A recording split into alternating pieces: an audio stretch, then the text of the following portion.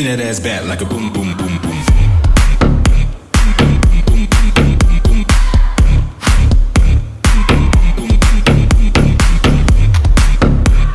I have looked at hundreds of dance videos over the last couple years for various projects. As a result of some of these mind-numbing searches, I have learned to recognize some of the issues different creators have with making videos. Most of the issues are common sense and do not require money or equipment to fix. This video starts with the assumption that your primary method of recording will be a smartphone and not specialized digital cameras. If you can apply a DSLR to making your recording, all the better for you. This video does not include consideration for artistic and graphic design by the videographer and post-production persons. This video assumes it is just you, from beginning to end, just trying to finish a basic dance project and get it uploaded to YouTube for family, friends, and the rest of the world to see, and with lots of luck, have it go viral. Number 1. The camera you are going to use will be your smartphone. Today's smartphones typically have two cameras, with one of them having a zoom lens. In a number of ways, they are as good, or better, than something like a GoPro. 1. You don't have to buy anything. 2. They have zoom and autofocus. 3. They have integrated audio. And 4. There are a number of apps for video processing and uploading. Number 2. You will need a means to mount the phone. The cheapest is a selfie stick, or even better, a selfie tripod. Prices vary from below $10 on up. You may even have one already. If you have a selfie stick, you will need someone to hold the camera, or using some duct tape or Velcro, fasten the stick to an object, like a folding chair, or whatever you can carry, to the dance location. Number 3. You need to use the camera phone in an orientation that matches a TV or computer screen. The long side parallel to the ground. Vertical views look unprofessional. Number 4. Keep the top of the camera screen parallel with the horizon, or ceiling, or the floor. Number 5. Mark the floor with masking tape, or chalk, or other objects to keep the dancers within a set area. Move the camera forward, or backward, so the dance area is covered by the camera. Zoom the lens, as needed to fine-tune the shot. Number 6. Set the camera at a height that is suitable for the height of the dancers. Typically about half the height of the tallest dancer. You want to look at the dancers straight on, and not from the floor looking up, or from the ceiling looking down. Number 7. Set the camera to put the dancers in the center of the screen. The amount of space above the dancers should equal the amount of space below the dancers. Number 8. Do not use a large window in the daytime as a background. This will cause the automatic iris to close down. The result will be dark shapes. You will not be able to see the faces of the dancers. Number 9. Do not use a mirror as the background. The mirror will cause the view to become distracting. The multiple images, the image of the camera person or camera stand will be seen in the mirror. The multiple images of the dancers can cause confusion to the viewer. Number 10. Do not have large numbers of people in the background. This will cause distractions to the viewer. The result will be that the dancers are not given the full attention of the viewer. Number 11. Use a venue that has enough light. Dark videos are grainy. Dark videos are poor color definition. Use full spectrum lights if possible. Limited spectrum lights will make your colors yellow or bluish green. Dark light becomes distracting, as the viewer will mentally strain to see the dancers. Number 12. Prepare your audio in advance.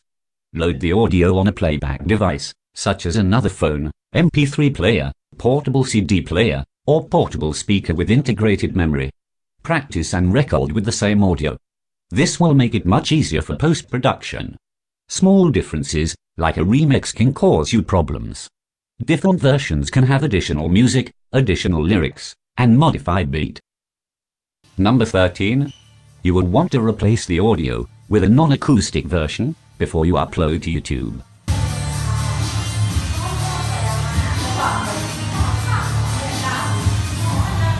The acoustic audio will degrade the overall quality of the video.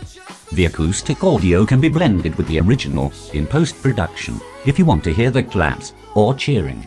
Baby, I just gotta know.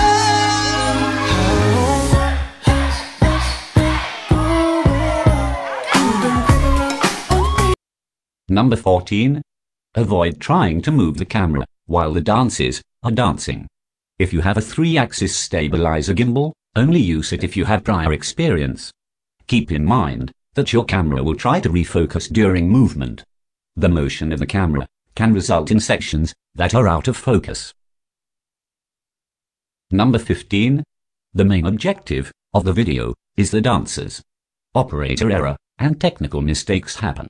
Having multiple retakes with overlapping sections will give you enough to work with if you have to edit pieces together later. Number 16. A single 3-minute dance video can take an hour or more when allowing for setup and retakes.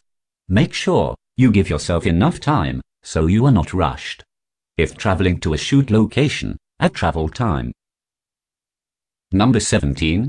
Remove items that can tell relative time to the viewer. The most common item is a wall clock. The viewer does not need to see that you took 6 hours to make a 3-minute video. Number 18. When performing, the dancers should look in the direction of the camera. The viewer is the camera lens. Number 19.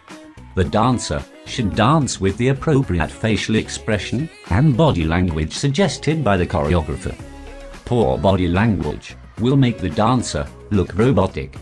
The audience can see and sense when the dancer is not enthusiastic, not happy, and not enjoying the dance routine. The positive body language puts the viewers at ease and they will enjoy the performance more. Number 20.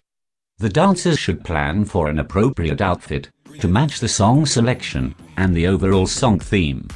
Dancers with assorted attire give the appearance of being disorganized. The more random the attire, the less polished the group will look. This also includes footwear. In the case of those with long hair, all the dancers should decide on how the hair will be worn for the shoot. Number 21. Clean up the background in advance. Remove items that will be in the camera shot such as chairs, ladders, boxes, backpacks, trash cans, and water bottles. Ask other dance teams to stay out of the camera shot. Turn off TVs that are in the camera shot. Ask others to walk around or hold off while recording. Number 22. Run sound checks on your recording camera. Test for loud sounds, such as cheering or clapping. Over-recorded audio cannot be fixed in post-production. Once it is over-recorded, the audio is permanently damaged. This is only important if you want to overlay the clapping and cheering with the clean music to make the video sound like a live recording. Number 23. The camera person should coordinate with the choreographer.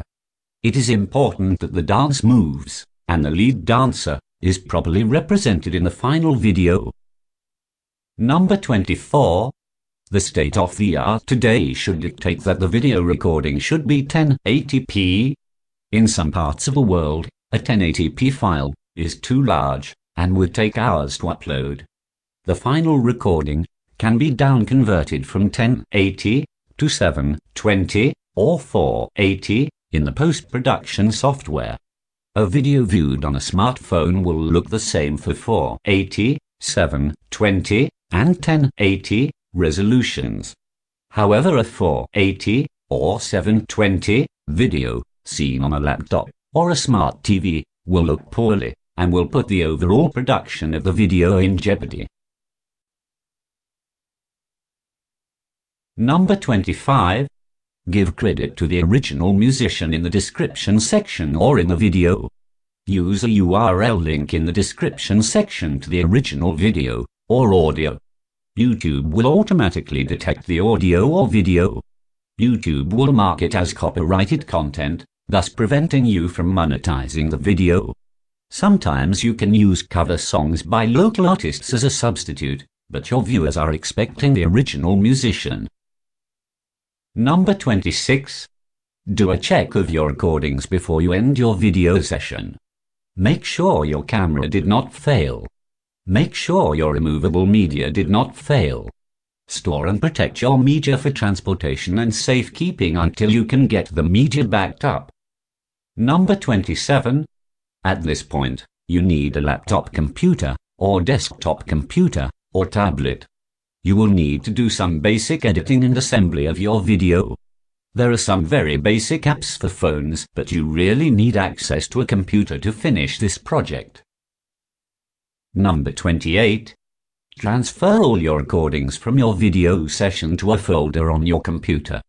Because video files are large, the storage location should be on your computer or on a high-speed external drive.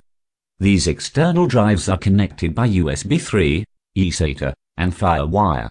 Removable media can be unreliable for video editing, and therefore the files should be duplicated. Number 29. If you plan on doing a number of videos, you need to save up your money to buy an external high-speed USB 3 drive. You want to avoid filling up your laptop computer or desktop computer with large video files. A clean, uncluttered computer will always perform better. Number 30. You will need software to do your editing. Both Windows and Apple computers will have basic editing software included for free in the operating system.